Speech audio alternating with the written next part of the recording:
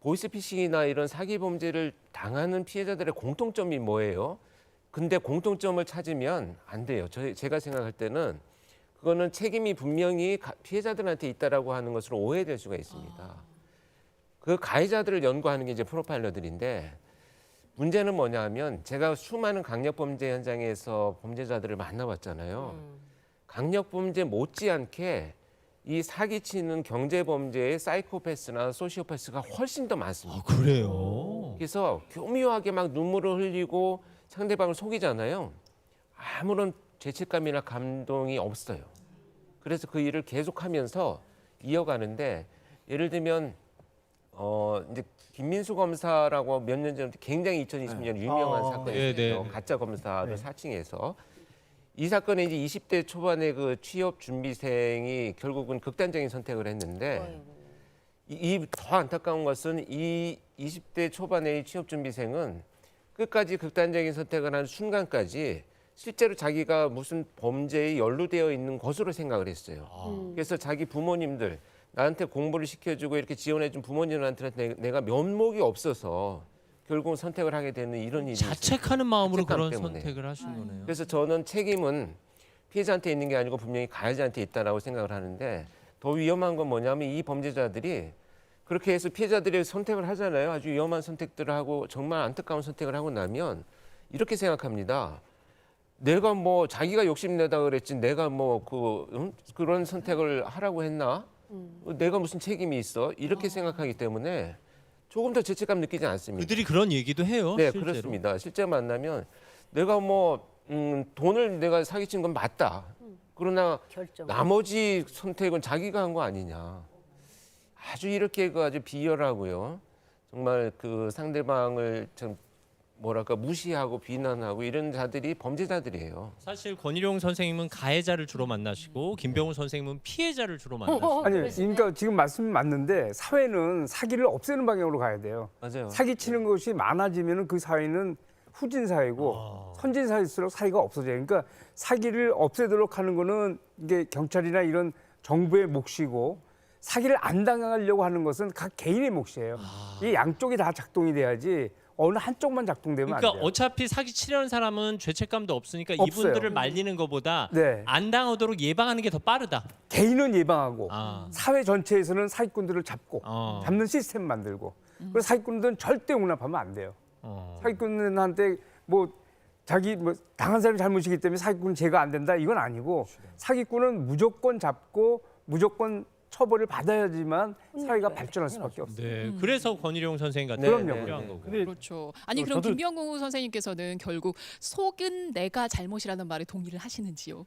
그러니까 자기 관점에서는 속은 내가 잘못이에요. 사회 전체를 볼 때는 사기꾼이 나쁜 거고. 아, 이게 관점에 따라 달라지는군요. 근데 가해자들은 발 뻗고 자고 피해자들은 맨날 몇 날 며칠을 불면증에 시달리고. 그래서 세상은 참 힘든 게 뭐냐면은 사기를 당하지 않는 거를 책임지는 게 자기야지 사회가 나를 구해준다고 해서 내가 그걸 안 하면은 난 당할 수밖에 없고 사기꾼은 난리칠 수밖에 없어요. 근데 덧붙여서 좀 말씀드릴 게 있는 게 저는 이 피싱 때문에 회사를 한 2달 정도 쉴 정도로 힘들었거든요. 그게 왜 그랬냐면 제 아들이 그 보이스피싱 피해자 겸 피의자가 됐습니다.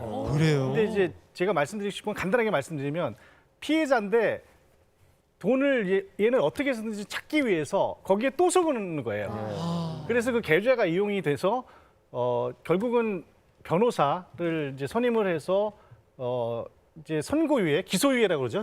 기소유예. 그러니까 이제 얘는 죄가 없음이 밝혀졌는데 괜히 그러니까 제가 말씀드리고 싶은 거는 한 번 속았을 때 그 변호사를 찾아가시든지 아니면 법적인 좀 지식이 있는 사람과 상의를 하거나 아니면 돈을 포기해야지 그렇지 않고 그 돈을 찾으려다가는 일이 더 커진다. 오히려 피해자 겸 피의자가 돼서 잘못하면 큰일이 나겠더라고요. 그래서 저 그때 되게 이제 마음고생을 많이 했는데 다행히 그 변호사를 선임해 달라고 아들이 찾아왔더라고요. 그래서 다행이었지. 그렇지 않으면 정말 큰일. 아들이 혼자 해결하려다 일이 더 커진 셈이 됐군요. 그렇죠. 그러니까 아니 다행스럽게 저한테 변호사를 선임해 달라고. 결국은. 네. 네. 결국은. 네. 그런 사례가 있었습니다. 아, 이게 참 인생이 쉽지 않네요. 그러게 말이에요. 네. 아니 사회가 얼마나 바쁘고 빨라집니까? 젊은 사람들도 참 쫓아가기가 힘들 정도인데 범죄 수법도 너무 빠르게 진화를 하다 보니까 어르신들은 정말 그냥 속수무책으로 당할 수밖에 이게 없는 사실 환경이에요. 우리가 네네. 스스로 예방하려면 범죄 수법을 좀 알아야 되는 거죠. 그렇습니다. 네. 예전에는 우리가 범죄를 예방하기 위해서 뭐 문단속을 잘해라, 뭐 밤늦게 다니지 마라 이런 얘기 많이 했잖아요. 맞아요, 맞아요. 지금은 우리가 마음 단속을 잘해야 돼요. 마음 단속. 단속. 우리 마음이 정말 아까 선생님 말씀하신 것처럼 자기도 그 마음 단속을 잘하면서 스스로를 지켜나가는 힘을 가져야 되는 시대가 된 것 같습니다. 특히 지금 사기 범죄들 많이 나오는데요. 특히 어르신들 대상으로 해서 중고거래 사기, 뭐 각종 금, 은, 귀금속 이런 건 물론이고 이제 생활용품까지 다 중고거래 사기에 올려가지고 돈만 받아요. 그러면 물건은 아니고. 돈을 먼저 받고 그냥 없어져 버리는 거죠.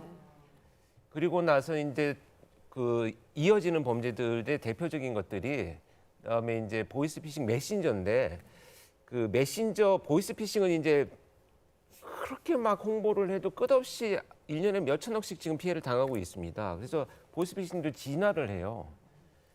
이제는 안 되니까 화상으로 하자. 아 그래요? 얼굴로 내가 보면서 그럼 하자 나를 못 믿겠으면 내가 무슨 검사다. 그러면 이제 피해자가 그럽시다 그렇게 이제 그 화상으로 하잖아요. 그럼 검사실을 만들어 놨어요. 영화 세트장처럼 이렇게 만들어 놓고 팻말도 만들어 놓고 검사실인 거예요. 영화 세트장처럼. 이런 식으로 발전을 해나가고요.